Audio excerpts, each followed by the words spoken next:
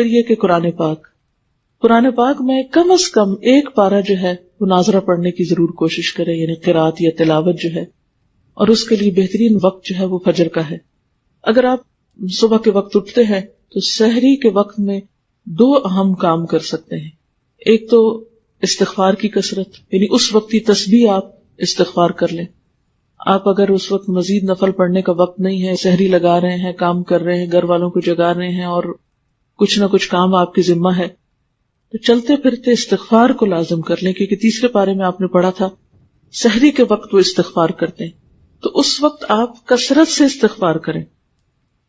دوسری بات، وہ جو سورۃ آل عمران کا آخری رکوع حضور صلی اللہ علیہ وسلم سویرے اٹھ کے وضو سے پہلے پڑھتے تھے، کوشش کریں کہ اسی طرح پڑھ سکے۔ اگر زبانی یاد کر لیں تو بہت اچھا ہے، اگر نہیں بھی تو کہیں پر لکھ کر لگا دیں اور اس کو پڑھیں، کیونکہ یہ سنت پر عمل ہو جائے گا۔ اب ہوتا کیا کہ عام طور پر خواتین کیا کرتی ہیں، آپ نے سحری کی، مرد حضرات تو چلے گئے مسجد، آپ پیچھے سے کچن صاف کرنا شروع کر دیتے ہیں۔ کچن ہو جائے گا صاف، ہٹ جائیے وہاں سے، آئیے مسواک بہت اچھی طرح کیجیے اور اچھی طرح وضو کیجیے اور طویل فجر کی نماز پڑھیے، کیونکہ نبی صلی اللہ علیہ وسلم فجر کی نماز ساری نمازوں میں لمبی پڑھتے تھے۔ افسوس یہ کہ ہمیں قرآن کا اتنا حصہ یاد نہیں، لیکن جو بھی لمبی سے لمبی صورت یاد ہے اس کو اس میں پڑھنے کی کوشش کریں۔ دوسری چیز جو اس سے پہلے کرنے کی ہے وہ تلاوت قرآن ہے۔ ان قرآن الفجر کان مشہودا، اس کو مس نہ ہونے دیں، جتنی توفیق ہے۔ جو لوگ زیادہ تیز پڑھ سکتے وہ کم از کم پارہ پڑھ سکتے ہیں، زیادہ بھی پڑھ سکتے، تو سورج نکلنے سے پہلے تک آپ کیا کریں، فجر کی نماز اور تلاوت میں وہ وقت گزاریں، اور بہت عبادت کا بہترین وقت ہے۔ پھر اس سے پہلے کہ سورج طلوع ہو آپ کیا کریں، صبح شام کی دعائیں جو ہیں مسنون اذکار وہ کر لیں۔ صبح شام کے مسنون اذکار یعنی وہ دعائیں جو نبی صلی اللہ علیہ وسلم صبح شام پڑھا کرتے تھے، آپ مسنون دعاؤں کی کسی بھی کتاب سے لے سکتے ہیں۔ اس سلسلے میں ایک کتاب وَإِيَّاكَ نَسْتَعِينُ کے نام سے الہدا سے شائع کی گئی ہے۔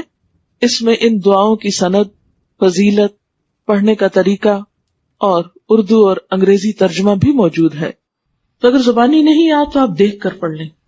پھر کیا ہے کہ سورج نکل آیا، اگر اس وقت آپ تھوڑا سا اور انتظار کر لیں یہی ذکر اذکار کر کے، تو 2 نفل جو ہیں وہ پڑھ کے پھر آپ اٹھے۔ لیکن اگر بیچ میں آپ کو بچوں کو اسکول بھیجنا ہے یا کوئی اور کام کرنا ہے تو آپ وہ کام کر سکتے ہیں، کر کے آ کے 2 نفل ضرور پڑھ لیں، کیونکہ وہ جو 2 نفل ہیں وہ دن بھر کے لیے کافی ہیں، آپ کو اللہ تعالیٰ بہت سے آپ کے کام اپنے ذمے لے لے گا۔ اس کے بعد پھر تھوڑی سی ہلکی سی دعا کر کے پھر آپ کچن میں چلے جائیں۔ اب آپ دیکھیں گے، اب آپ جو کچن میں جائیں گے برکت بھی ہوگی، راحت ہوگی، دل کی عجیب خوشی ہوگی۔ لیکن جب ہم دنیا کے کاموں کو ترجیح دیتے ہیں اور عبادات کو پس پش ڈالتے ہیں، پہلے وہ پکانے کھانے میں لگے رہے، پھر سنبھالنے میں لگے رہے، پھر جب نماز کو وہ سورج نکلنے والا ہو گیا جلدی جلدی نماز پڑھی، اس نماز میں کوئی لذت نہیں۔ پھر اتنے میں بچے جاگ گئے، کوئی اور کام ہو گیا، پھر ان میں لگ گئے، پھر قرآن پڑھنا رہ گیا۔ کیونکہ مجھے معلوم ہے کہ اس وقت اپنے آپ کو کاموں میں سے، کیونکہ انسان کہتا ہے یہ تھوڑا سا جلدی سے سمیٹ لو بس پھر میں فارغ ادھر سے ہو جائیں گے، چھوڑیے اس کو، پہلے ادھر سے فارغ ہوئیے۔ پھر اس کے بعد آپ اپنا آرام سے جو بھی کچن وچن سنبھالنا ہے، جو کرنا ہے، پھر اس کے بعد آپ یہاں آنے کی تیاری کر سکتے ہیں۔ اور اگر آپ کے پاس کچھ اور وقت بیچ میں ہے، ہر ایک کی چونکہ مصروفیات فرق ہیں، اس لیے میں تھوڑا سا یہ ٹپس دے رہی ہوں آپ کو۔ ہو سکتا ہے آپ تو اس سے بہتر پروگرام رکھتے ہوں، لیکن شاید میرے جیسوں کو کچھ ضرورت ہو اپنے آپ کو روٹین میں اس طرح لانے کی، تو آپ کوئی کتاب پڑھ سکتے ہیں یا ذکر اذکار چلتے پھرتے کر سکتے ہیں، گھر کو سمیٹ سنبھال لیجیے، پھر آپ آ جائیے، پھر آپ یہاں قرآن پاک سنتے ہیں۔ کیونکہ علم کے رستے پر ایک ایک قدم جو انسان نکل کر آتا ہے اس کا بے پناہ اجر ہے، اور مل بیٹھ کے جو ہم پڑھتے ہیں اس کی ایک اور ہی برکت ہے۔ اور پھر اس کے بعد آپ یہاں اگر کوشش کریں ظہر کی نماز پڑھ کر جائیں، اگر یہاں نہیں تو گھر جا کر فوراً ہی پھر آپ ظہر کی نماز پڑھیں، اور پھر اس کے بعد یہ ہے کہ اگر آرام کرنا ہے کچھ دیر آرام کر لے تاکہ پھر شام کی عبادت جو ہے رات کی اچھی ہو۔ تو پھر اس کے بعد ہر ایک اپنے اپنے روٹین کا کام کر سکتا ہے۔ پھر خاص طور پر افطار کے قریب جو ہے وہ تھوڑا سا اپنے آپ کو روحانیت کی طرف پھر لائیں، افطاری لگا لیں، کر لیں جو بھی کرنا ہے، 5 منٹ دیں، 3 منٹ دیں، 2 منٹ دیں، 10 منٹ دیں، حسب توفیق جو کسی کو اویلیبل ہے۔